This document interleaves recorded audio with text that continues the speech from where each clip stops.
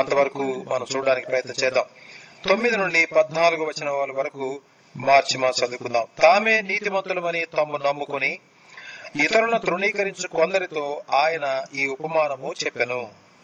ప్రార్థన చేయుటకై 2 మనుషులు దేవాలయములకు వెళ్ళిది. వారిలో ఒకడు పరిసయ్యుడు, ఒకడు సుంకరి. పరిసయ్యుడు నిలువబడి, దేవా, నేను చోరులను, అన్యాయస్తులను, వ్యభిచారులునైనా ఇతర మనుషుల వలెనైనను ఈ సుంకరి వలెనైనను ఉండనందుకు నీకు కృతజ్ఞతాస్తుతులు చెల్లించుచున్నాను. వారములకు 2 మార్లు ఉపవాసము చేయుచు నా సంపాదన అంతటిలో 10వ వంతు చెల్లించుచున్నానని తనలో తాను ప్రార్థించుచుండెను. అయితే సుంకరి దూరముగా నిల్చుండి ఆకాశము వైపు కన్నులెత్తుటకైనను ధైర్యము చాలక రొమ్ము కొట్టుకొనుచు, దేవా, పాపినైన నన్ను కరుణించుము అని పలికెను. అతని కంటే ఇతడు నీతిమంతులుగా తీర్చబడి తన ఇంటికి వెళ్ళనని మీతో చెప్పుచున్నాను. తను తాను హెచ్చించుకున్నవాడు తగ్గింపబడుననియు, తను తాను తగ్గించుకున్నవాడు హెచ్చింపబడిననియు చెప్పాను. ఈ వాక్య భాగంలో మనం గ్రహించడానికి చాలా విషయాలు ఉన్నాయి. మనం జాగ్రత్తగా గమనిస్తే కొన్ని చాలా ఇంపార్టెంట్ అయిన విషయాలు మనకి దేవుని యొక్క వాక్యంలో అర్థం చేసుకోవడానికి అవకాశం ఉంది. త్వరగా చూద్దాం. ఇక్కడ చెప్పబడింది చాలా తేటగా ఉంది. తామే నీతిమంతులమని తమ్ము నమ్ముకొని ఇతరులను తృణీకరించు కొందరితో ఆయన ఈ మాటలు చెప్పాడు. కొంతమందికి ఉండే అలవాటు ఏంటంటే తాము చాలా నీతిమంతులు అని. బహుశా ప్రార్థన చేసుకుంటారు, క్వైట్ టైమ్స్ బైబిల్ చదువుకుంటారు, ఒకవేళ ఎవరికైనా 4 మాటలు చెబుతారు, లేకపోతే దేవుడు ఆశించిన సంగతులు కొన్ని చేస్తారు. అంత మాత్రం చేత మనం ఏదో చాలా స్పెషలైజ్డ్ నీతిమంతులం అయిపోవడం. ఒకవేళ నీతి మనలో ఉండాలి, ఉండి తీరాలి. యేసుక్రీస్తు వారు మనం రక్షించారు అని అంటే, యేసుక్రీస్తు వారి రక్తం నిన్ను నన్ను కడిగింది అని అంటే, పరిశుద్ధాత్మ దేవుడు మనలో నివసిస్తున్నారు అని అంటే తప్పకుండా నీతి కనబడి తీరాల్సిందే. ఫలాలు ఫలించాలి అని దేవుని యొక్క వాక్యంలో ప్రభువైన యేసుక్రీస్తు వారు చెప్పడం జరిగింది. మనం ఫలాలు ఫలించాలి, నీతి ఫలాలు ఫలించాలి. శాస్త్రుల నీతి, పరిసయ్యుల నీతి కాకుండా యేసుక్రీస్తు వారు చెప్పినటువంటి నీతి కలిగిన వాళ్ళంగా మనం ఈ లోకంలో ఉండాల్సినటువంటి అవసరం ఉంది అని దేవుని యొక్క వాక్యంలో మనం తప్పకుండా గుర్తిస్తాం. కాబట్టి ఆ నీతి మన జీవితంలో మనం ఉండాలి. కానీ మనం నీతిమంతులు అని అనుకుని వేరే వాళ్ళ తృణీకరించే బుద్ధి చాలా అపవిత్రమైన బుద్ధి. అది దేవుడు మెచ్చుకునేది కాదు అనే సంగతి మనకు అర్థం కావాలి. అసలు మిగతా వాళ్ళని మనం ఎలా చూస్తాం? కాసేపు ఆలోచిద్దాం. How do you look at others? How do you look at other people? చాలా మంది ఉంటారు, రోజు మనం చూసేవాళ్ళు. మీ ఆఫీస్ లో మీ బాస్ ఉంటాడు, మీ కింద పనిచేసే వాళ్ళు ఉంటారు, ఆటో వాళ్ళు ఉంటారు, మార్కెట్ ప్లేస్ లో అమ్మే వాళ్ళు ఉంటారు, ఈ కూలి పనులు చేసుకునే వాళ్ళు ఉంటారు, లేకపోతే బిజినెస్ పీపుల్ ఉంటారు, ఈ వీధుల్లో మనకు కనబడే ఆడవాళ్ళు మగవాళ్ళు ఉంటారు, రకరకాల ప్రొఫెషన్స్ లో ఉండేవాళ్ళు ఉంటారు, స్టూడెంట్స్ ఉంటారు, అండ్ దెన్ ఎంటర్ప్రెన్యూర్స్ ఉంటారు, చిన్న చిన్న బిజినెస్ లో పెద్ద పెద్ద బిజినెస్ చేసేవాళ్ళు ఉంటారు, లేదా ఇండస్ట్రియలిస్ట్ ఉంటారు, రాజకీయ నాయకులు ఉంటారు, సోషల్ రిఫార్మర్స్ ఉంటారు, పాలిటీషియన్స్ ఉంటారు, and then many other people. How do you look at them? What kind of an opinion you have? లోకంలో థింక్ చేసినట్టుగా మనం కూడా థింక్ చేస్తే what is difference in a believer? ఓ విశ్వాసి కూడా ఓ లోకంలో వ్యక్తుల్లాగా, న్యూస్ పేపర్లో, టీవీలో చూసే వ్యక్తుల్లాగా మనం కూడా తలస్తే మనం కూడా వాళ్ళు అదే విధంగా చూస్తే మనం చేసేటువంటి కొత్త సంగతి ఏముంది? Is it what the lord wants us to have an opinion like? అలాంటి ఒపీనియన్ కలిగి ఉండాలి దేవుడు కోరుకుంటున్నాడా? Is it the way the Lord wants us to think about those people? మనం ఇందా చూసాం, యేసుక్రీస్తు వారి వ్యక్తిని చూసినప్పుడు he understood their difficulties, he understood their problems, he was not critical. వాళ్ళు విమర్శించలేదు. మనకు సాధారణంగా విమర్శ వచ్చేస్తుంది అనమాట. ఓ వాళ్ళు బాగలేదు, మన పాలిటీషియన్స్ బాగలేదు, మా మున్సిపాలిటీ వాళ్ళు బాగలేదు, వాళ్ళ ఆటో వాళ్ళంతా అన్యాయం, వీళ్ళు అన్యాయం, వాళ్ళ అన్యాయాలు ఉంటాయి. యేసుక్రీస్తు లేకపోతే ఇంక ఏం ఎక్స్పెక్ట్ చేస్తారు? యేసుక్రీస్తు వారి జీవితంలో లేకపోతే, అన్యాయం కాకపోతే ఏం ఎక్స్పెక్ట్ చేస్తారు? న్యాయం అంటే వాళ్ళకి తెలీదు, నీతి అంటే వాళ్ళకి తెలీదు. యేసుక్రీస్తు లేని జీవితాల్లో అన్యాయమే ఉండేది, అపవిత్రతలే ఉంటాయి. వాళ్ళ అపవిత్రతని మంచినీళ్ళలాగా తాగుతారు, వాళ్ళ కళ్ళకి కనబడటం లేదు, అంధకారంలో ఉంటారు, మనసులు చచ్చిపోయాయి, మనస్సాక్షులు లేవు, మురికంటే కన్విక్షన్ లేదు, పాపం అంటే భయం లేదు, చికాకు లేదు. ఆ పాపం యొక్క అసహ్యత వాళ్ళకి తెలియదు. They think it is good and beautiful. వాళ్ళు అలాగనే ఆలోచన చేస్తారు, వాళ్ళు అలాగనే థింక్ చేస్తారు. అలాంటి వాళ్ళని నువ్వు చూసినప్పుడు నువ్వెలా ఆలోచించాలి? You will criticize them, you will find fault with them. They are sick people. They don't know, they can't see, they can't hear. వాళ్ళు వినలేరు, వాళ్ళు చూడలేరు, వాళ్ళకి అర్థం కాదు. దేవుడు అంటే అసలు కాన్సెప్ట్ రకరకాల కాన్సెప్ట్స్. ఏదేదో దేవుడు, ఎవరెవరో దేవుడు అనుకుంటారు. ఎవరు దేవుడు అనిపిస్తే దాని కాళ్ళ మీద పడతారు. అది మనుషులు కానీ, జంతువులు కానీ, ఏదైనా కానీ. That is the world that we live in. తామే నీతిమంతులం అనుకుని ఇతరులను తృణీకరించు కొందరమి మనలో ఉన్నామేమో. Let us examine. చెప్దాం ప్రభుతో, దేవా, many times I criticized people. I criticized this society. అన్యాయం చేసేవాళ్ళు ఉంటారు. మీరు ఏదైనా హాస్పిటల్కి వెళ్తారు, ట్రీట్మెంట్ సరిగ్గా లేదు. షాపులోకి వెళ్తారు, మోసం చేశారు.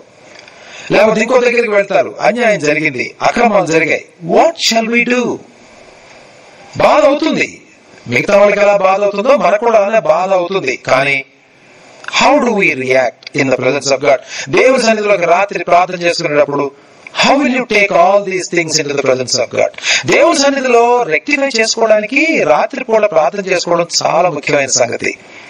మార్నింగ్ క్వైట్ టైం చేసుకునేటప్పుడు ఆ దినానికి కావాల్సినటువంటి గైడెన్స్ కోసం, శక్తి కోసం, సంతోషం కోసం, సమాధానం కోసం, నీతి కోసం ప్రభువుని అడుక్కుని సిద్ధపడి ఈ లోకంలోకి మనం వెళ్తాం. బహుశా ఇవాళ మనం ప్రార్థన చేశాం, ఆ సువార్తను వేరే వాళ్ళకి అవకాశం వస్తే పంచాలన్నటువంటి ఆ మనసుతో కూడా మనం బహుశా బయటికి వెళ్తే చాలా బాగుంటుంది. రాత్రి పూట మళ్ళీ ప్రభు సన్నిధిలోనికి మనం వచ్చినప్పుడు ఏం చేస్తాం? How did I serve this world? దేవుడు లోకాన్ని ఎంతో ప్రేమించాడు. God did not go on criticizing. దేవుడు పాపాలు చూపించాడు, పాపాల గురించి మాట్లాడాడు, రాబోయే ఉగ్రత గురించి మాట్లాడాడు. But he did it all in love. కదా? How do you react? అన్యాయం జరిగిందని మాట్లాడడంలో తప్పేం లేదు. కానీ do you react in love or in anger? ఎలా రియాక్ట్ అవుతాం మనం? మనుషులు మనకి ద్రోహాలు చేస్తారు. How do we react? క్షమించగలమా? ఓర్చుకోగలమా? నోరు మూసుకోగలమా? ఏమీ మాట్లాడకుండా ఉండగలమా? సఫర్ అవ్వగలమా? సైలెంట్ గా కన్నీళ్లు కార్చగలమా? ఒకవేళ అంత బాధ అనిపిస్తే can we pray for them? యేసుక్రీస్తు వారు అన్నారు, మీ శత్రువుల కోసం ప్రార్థన చేయండి, మిమ్మల్ని శపించే వారి కోసం ప్రార్థన చేయండి. ఎక్కడుంది ఇలాంటి బోధ? ఎక్కడుంది? Which part of the world ఈ ఫిలాసఫీ ఎవరు చెప్తారు? ఈ బ్యూటిఫుల్ వర్డ్స్ ఎక్కడ వింటారు? మన ప్రభు దగ్గర నుంచి మాత్రమే వింటాం. Nobody else can produce these words. పేతురు అన్నాడు, దేవా, నీవు నిత్య జీవపు మాటలు కలవాడు. దేవుడు మాట్లాడిన ఆ నిత్య జీవపు మాటల్లో నుంచి వచ్చాయి ఈ ప్రిన్సిపల్స్ అన్ని కూడా. బాధించే వాళ్ళ కోసం ప్రార్థన చేయడం, మళ్ళీ బాధించే వాళ్ళ శత్రువులు దాహంతో ఉంటే వాళ్ళకి ఏదైనా ఇవ్వడం, వాళ్ళ కష్టాల నుంచి వెళ్తుంటే పలకరించడం, వాళ్ళు కన్నీళ్లు కారుస్తుంటే సంతోషించకుండా వాళ్ళతో పాటు పక్కనే ఉండి దుఃఖించడం. when will this come into our life? ఇంకెన్ని సంవత్సరాలకు వస్తుంది? ఇంకెన్ని బోధలు వినాలి? ఇంకెన్ని పాటలు పాడాలి? ఇంకెన్ని ఆరాధన వర్తమానాలు వినాలి? ఇంకెన్నిసార్లు ప్రభు బలలో పాలు పొందాలి? యేసుక్రీస్తు వారి శిలువ మన జీవితాల్లోనికి ప్రవేశించి మన దౌర్భాగ్యత్వాన్ని మనకు చూపించినప్పుడు డోంట్ రిజెక్ట్ అదర్ పీపుల్. మనం కూడా అలానే ఉంటిమి ఒకప్పుడు కదా. It's only by sheer grace we are what we are today. చాలా దారుణంగా ఉండేవాళ్ళం. యేసు ప్రభు మనల్ని రక్షించకుండా ఉండుంటే ఎంత చెడ్డ వ్యక్తులుగా తయారైపోయి ఉండేవాళ్ళమో మనలో ఒక్కొక్కళ్ళం కూడా. ఆలోచన చేయండి. Why do you want to reject other people? కొన్నిసార్లు వేరే సంఘాల్లో తప్పుడు బోధలు బోధించే వాళ్ళు ఉంటారు.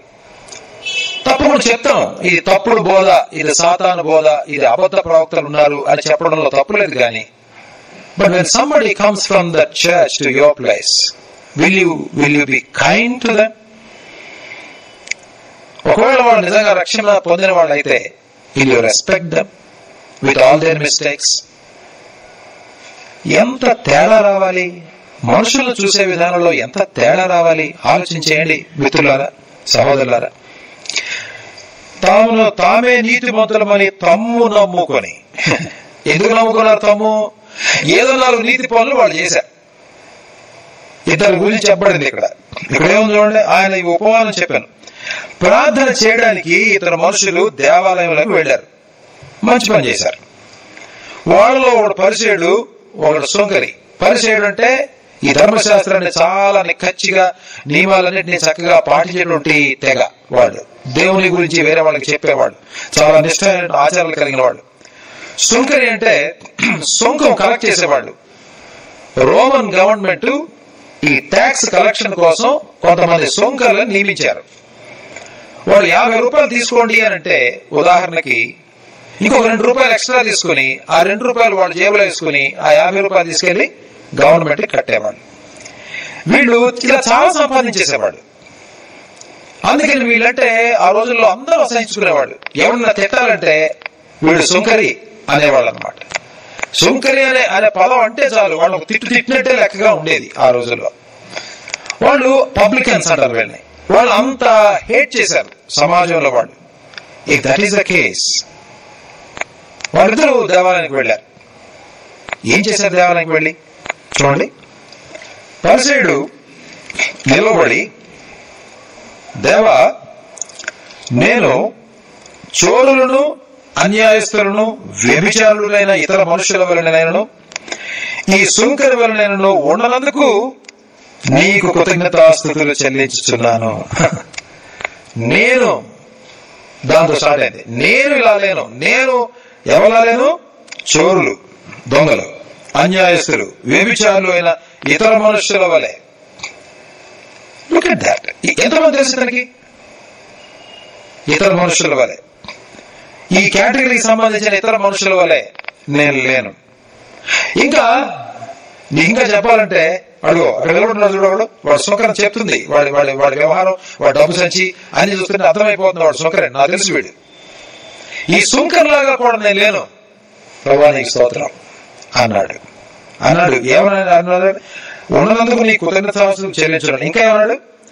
వారములకు 2 మార్లు ఉపవాసం చేయొచ్చు, నా సంపాదన అంతటిలో 10వ వంతు చెల్లించుతున్నానని తనలో తాను ప్రార్థించుండెను. ప్రార్థన చాలా మందికి ప్రార్థన చేయడం తెలియదు. ప్రార్థన అంటే ఏమేమో మాట్లాడచ్చు, ఏమేమో మాట్లాడదు అనుకుంటారు. దేవుని సన్నిధిలో ఎలా ప్రార్థన చేయాలి, ఏ మనసుతో ప్రార్థన చేయాలి, ఎంత సౌమ్యంగా ఆయన దగ్గరికి వెళ్ళాలి, what kind of an attitude we should have, మన మనస్తత్వం ఎలా ఉండాలి, ఎంత ఒబీడియన్స్ ఉండాలి, ఎంత హ్యూమిలిటీ ఉండాలి, ఎంత సింప్లిసిటీ ఉండాలని చాలా మందికి తెలియదు.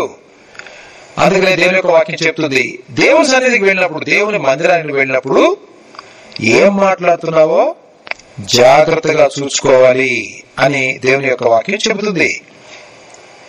సిద్ధపరచుకొని రావాలి మాటలు. నిజానికి మాటలు సిద్ధపరచబడిన తర్వాతనే మాట్లాడాలి.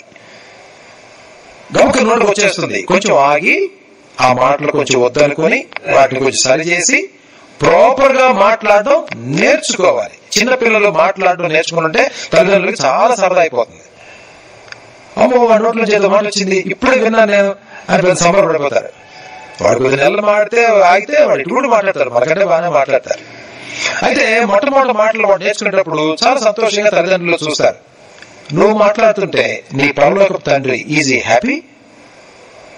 ఎన్ని సంవత్సరాలైంది మందిరానికి వచ్చి, ఎన్ని సంవత్సరాలైంది పాటలు పాడతాడు, బైబిల్ చదువుతుంది, ప్రార్థన చేస్తుంది, సువార్త అంటాడు, సేవ అంటాడు, మాట్లాడడం చేత కాదు, మనుషులు సరిగ్గా చూడడం చేత కాదు, గౌరవించడం చేత కాదు, వ్యక్తులకి మన్నించడం చేత కాదు, వాళ్ళు అర్థం చేసుకోవడం చేత కాదు, వ్యక్తులు ఎలాంటి పరిస్థితుల్లో ఉంటారు అనే సంగతి వివేచించడం చేత కాదు అని దేవుడు అనుకుంటే, సహోదరులారా, what can we do to this world? ఇంత మంచి రిసోర్సెస్ కలిగి ఉండి ఈ లోకం కోసం ఏమి ఇవ్వగలుగుతాం మనం? కొంచెం ఆలోచన చేయండి. ఇతను తనలో తాను ప్రార్థన చేసుకుంటున్నాడు. ఇతనికి పాపం అతని గురించి మాట్లాడినప్పుడు అతను ఏమి చేయటం లేదో అవి గుర్తొచ్చాయి కదా, ఏమి చేయటం లేదో అవి గుర్తొచ్చాయి. వ్యభిచారం చేయట్లేదు, దేవా స్తోత్రం అన్నాడు. నేను దొంగతనం చేయట్లేదు, ఉందా చోరులు దొంగతనం, నేను దొంగతనం చేయట్లేదు. ఏమి చేయట్లేదో వాటిని బట్టి దేవుడు సూచిస్తున్నాడు. ఏమి చేశాడో కూడా చెప్పాడు. కానీ చాలా విషయాలు దేవుడు ఏం చేయమని చెప్తున్నాడు, మన జీవితాల్లో క్రైస్తవ జీవితంలో ఎలాంటి ఫలాలు రావాలి అన్నది ఇతనికి పెద్ద అవగాహన లేదు. He thinks that fasting is very easy to do. ఒక రోజు భోజనం మానేయడం చాలా సులభమైన పని. ఫాస్టింగ్ లో there is no great virtue. క్షమించడంలో వర్చ్యూ ఉంది, ప్రేమించడంలో వర్చ్యూ ఉంది, తగ్గించుకోవడంలో వర్చ్యూ ఉంది, సహించడంలో వర్చ్యూ ఉంది, త్యాగం చేయడంలో సుగుణం ఉంది. వర్చ్యూ అంటే సుగుణం. అది మర్చిపోతున్నారు చాలాసార్లు. ఒకసారి మత్తయి సువార్త 23వ అధ్యాయాన్ని తెరవండి. మత్తయి సువార్త 23లో 23వ వచనంలోనే, మత్తయి సువార్త 23 చదవండి ఎవరైనా.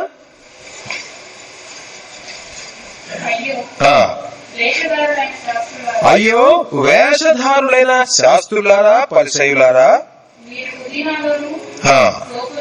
మీరు పుదీనాలోను సోపులోను జీలకర్రలోను 10వ వంతు చెల్లించి ధర్మశాస్త్రంలో ప్రధానమైన విషయములను అనగా ఫాస్టింగ్ కాదు, న్యాయం, కనికరం, విశ్వాసం విడిచిపెట్టేశారు. వాటిని మానేమని నేను చెప్పట్లా, వాటిని మానక వీటిని చేయవలసి ఉండెను. అంధులైన మార్గదర్శకులారా, దోమ లేకుండానట్లు వడియకట్టి ఒంటెను మృంగువారు మీరే. చిన్న చిన్న విషయాలు. ఉపవాసం చాలా చిన్న విషయం. Don't be proud about fasting. ఏమి చేయడం చేత కాకపోతే ఉపవాసం చేస్తున్నారు కొంతమంది. మేలు చేయడం చేత కాకపోతే ఉపవాసం చేస్తే that's not a substitute for that. ఉపవాసం చేసి పొంగిపోకండి. It's only a matter of discipline. అందుకని ఎవరికి చెప్పొద్దన్నాడు దేవుడు. మీరు ఉపవాసం చేయనప్పుడు, అంటే మీరు ఉపవాసం చేయాల్సిందే, మీరు చేసేటప్పుడు ఎవరికి తెలియకూడదు అది. Because it's a very small matter. ఏమిటి పెద్ద మ్యాటర్ ఏంటి? కనికరం చూపించడం, మనుషుల్ని అర్థం చేసుకోవడం, హర్ట్ చేయకుండా ఉండడం, ప్రేమ చూపించడం, త్యాగం చేయడం, వేరే వాళ్ళ కోసం ఇంకొక మైలు ప్రయాణం చేయడం, ఎవరైనా ఏదైనా హాని చేస్తే ఓర్చుకోవడం, వాళ్ళ కోసం ప్రార్థన చేయడం, ఎవరైనా ఇబ్బందులు ఉంటే వాళ్ళ పరామర్శ చేయడం, ఎవరైనా దిక్కు లేకుండా ఉంటే వాళ్ళ ఇంటికి పిలవడం, ఆదరించడం, ఎవరన్నా మీ ఇంటికి వస్తే వాళ్ళ ప్రేమతో ఎన్వెలప్ చేయడం. అది చేస్తున్నావా? ఏం చెప్పుకుంటున్నాం మనం దేవుడి దగ్గరికి వచ్చి? What is our merit? వీడి మెరిట్ ఏంటంటే ఉపవాసం, జీలకర్ర, పుదీనా. వాళ్ళ లెక్కలు చూడండి. జీలకర్ర అంట, పుదీనా అంట, సోప్ అంట, దానిలో 10వ భాగం ఇచ్చాయంట. వాళ్ళు ఏం మాట్లాడుతున్నారు, ఏం చేస్తున్నారు వాళ్ళకి తెలియదు. నిజంగా వాళ్ళు డబ్బులు ఇచ్చిన వ్యవహారం కాదది. అంధులైన మార్గదర్శకులారా, వేషధారులారా, ప్రభుకి చాలా కోపం వచ్చినటువంటి గ్రూప్ ఇది.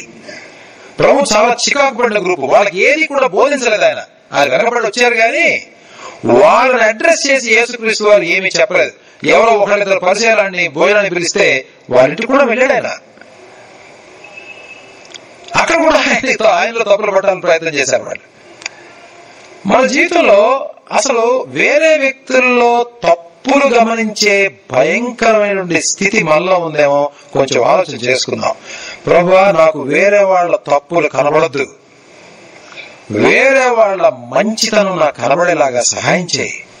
Give me those ice that can see the good qualities of people, the strong points of the people, the worthiness of people. ప్రతి వాళ్ళలో ఏదో మంచితనం ఉంది కదండి, కదా? ఆ మంచితనం చూడడానికి సహాయం చేయాలి. దాన్ని పాపాన్ని సమర్థించడం కాదు, లేకపోతే ఆ చెడ్డదాన్ని సమర్థించడం కాదు, కానీ మనం వ్యక్తులకి గౌరవం ఇవ్వడం నేర్చుకుంటే వాళ్ళకి మేలు చేయడానికి ప్రయత్నం చేస్తాం. వాళ్ళు అసహించుకోవడానికి ప్రయత్నం చేస్తే వాళ్ళ దగ్గరికి వెళ్ళాలని కూడా మనకు అనిపించదు. అందుకని వ్యక్తుల్ని తృణీకరించవద్దు.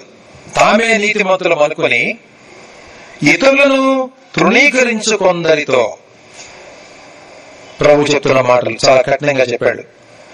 ఇంకా ఏమన్నాడు? నేను వారానికి 2 సార్లు ఉపవాసం చేశాడు, నా సంపాదన అంతట్లో 10వ వంతు చెల్లించుతున్నానని తనలో తాను ప్రార్థించుడాను. డబ్బులు ఇవ్వడం చాలా సులభం సహోదరులారా, ప్రేమ ఇవ్వడం కష్టం, సర్వీస్ ఇవ్వడం కష్టం, డబ్బులు ఇవ్వడం చాలా సులభం. 1000 రూపాయలు వస్తే 100 రూపాయలు దేవుడికి ఇస్తున్నాను, అయిపోయింది నా పని, చేతులు దొరుకుకోవడం చాలా సులభం. One of the easiest things that you can do. కాబట్టి మీరు దశంభాగాలు ఇచ్చినప్పుడు పెద్ద ఏదో సర్వీస్ చేస్తానని చెప్పాల్సిన అవసరం లేదు. జీలకర్ర, పుదీనా, ఇంకేంటది సోపు, వీటిలో 10వ భాగం ఇస్తే, సమ్ ఎక్స్ట్రా ఇస్తే ఏదో చేసామని చెప్పొద్దు.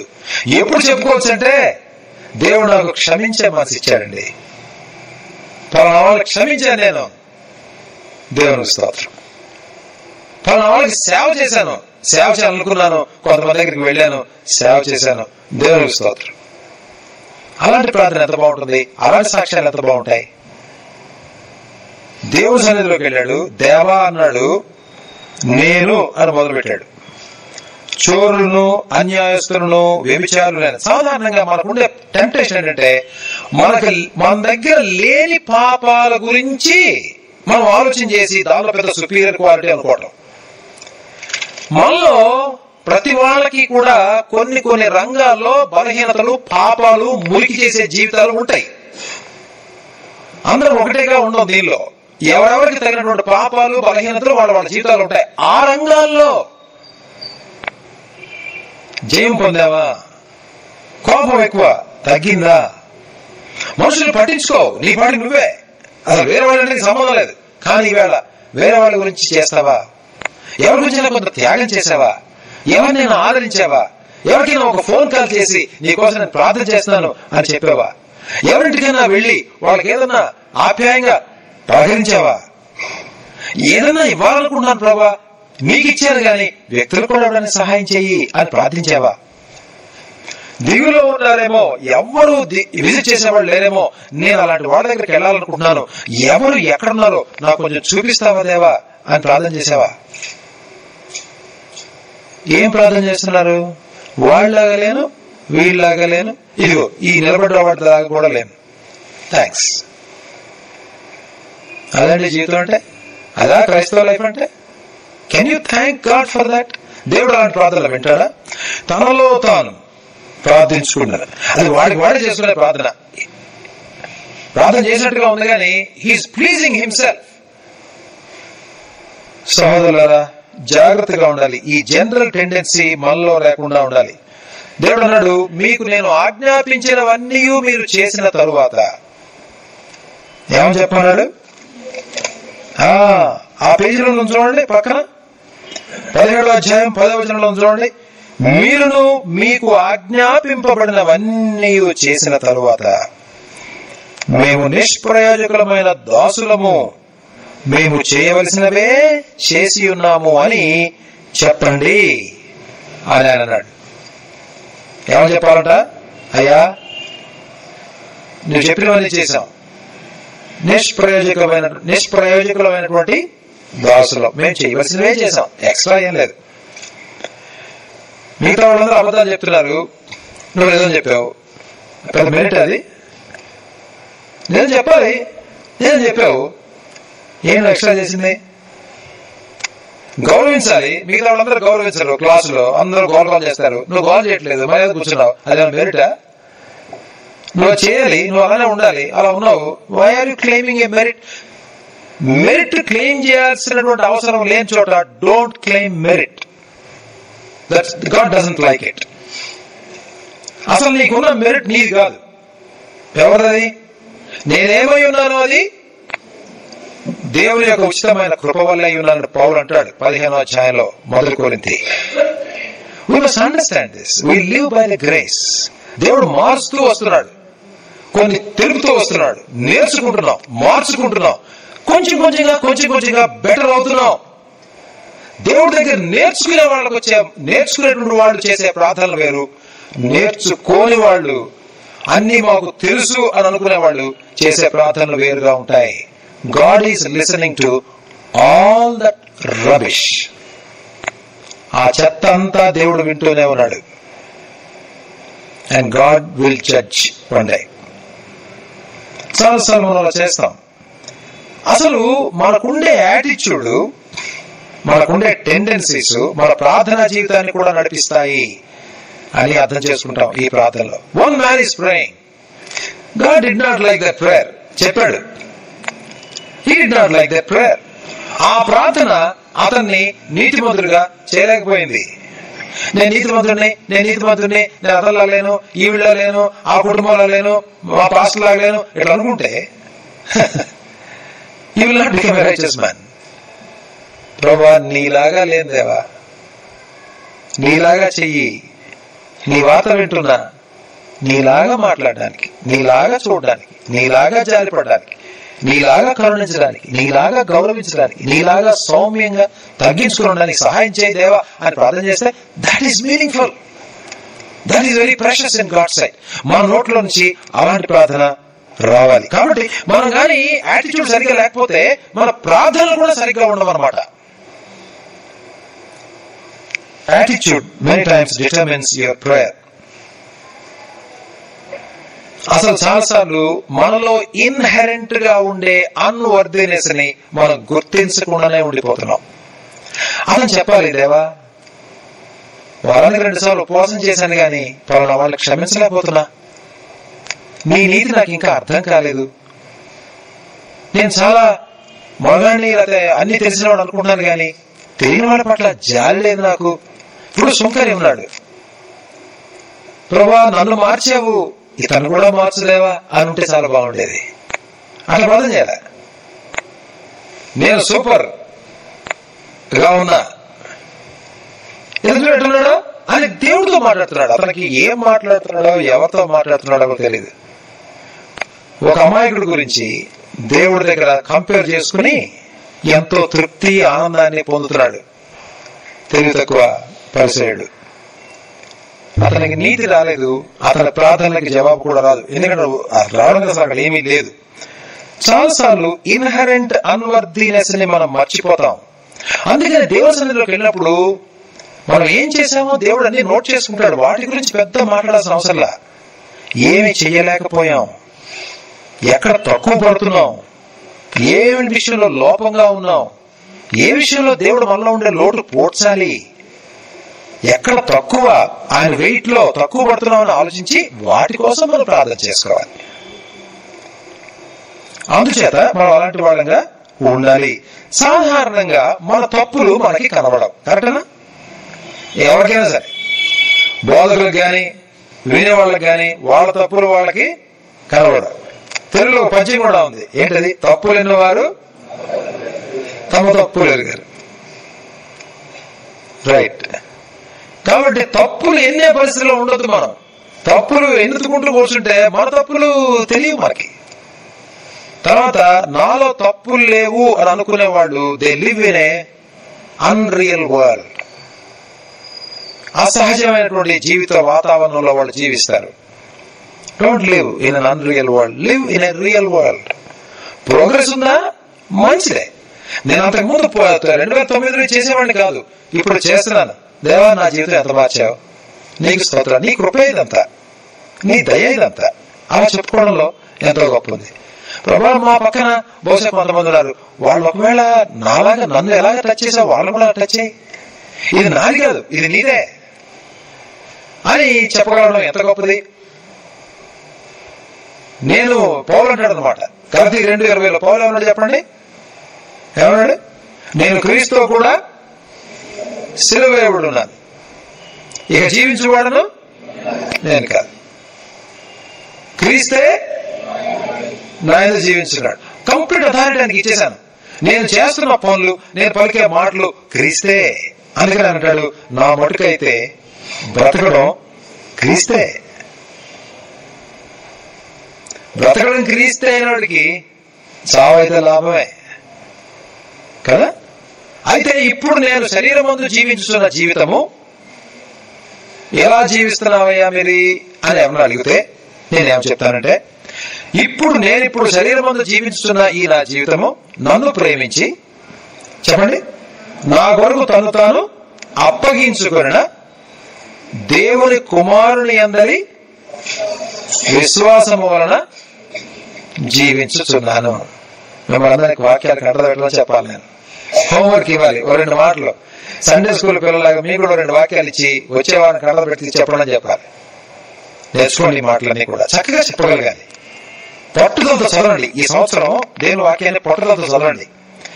మీకు ఏదైనా కావాలంటే నన్ను అడగండి, నేను చెప్తాను. నేను కూడా నేర్చుకుంటాను.